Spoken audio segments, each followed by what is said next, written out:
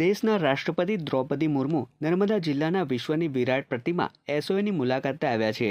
સાગબારા અને તિલકવાડાના આદિવાસી ભાઈ બહેનોએ મેવાસી અને હોળી નૃત્ય જેવા પરંપરાગત આદિવાસી નૃત્ય દ્વારા વોલ ઓફ યુનિટી ખાતે રાષ્ટ્રપતિનું ઉષ્માભર્યું સ્વાગત કર્યું હતું. સ્ટેચ્યુ પરિસર સ્થિત પ્રદર્શન કક્ષની તેમણે મુલાકાત લીધી હતી, જ્યાં ભારતની સ્વાતંત્ર્ય ગાથા, ગુલામીથી સ્વાતંત્ર્ય સુધીની સફર, ભારતની એકતા માટે લોખંડી પુરુષ સરદાર વલ્લભભાઈ પટેલના સંઘર્ષ અને યોગદાનની તલસ્પર્શી વિગતોથી વાકેફ થયા હતા.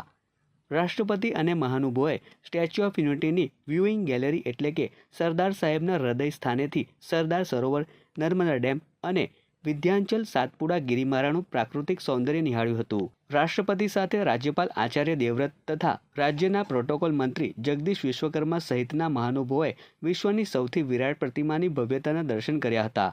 આ પ્રસંગે SSNNLના ચેરમેન મુકેશ પુરી, કલેક્ટર SK મોદી, પોલીસ અધિક્ષક પ્રશાંત સુંબે તેમજ એસઓયુના CEO યજ્ઞેશ્વર વ્યાસ, એસઓયુના અધિક કલેક્ટર ગોપાલ બામણિયા સહિત ઉચ્ચ અધિકારીઓ અને મહાનુભાવો ઉપસ્થિત રહ્યા હતા.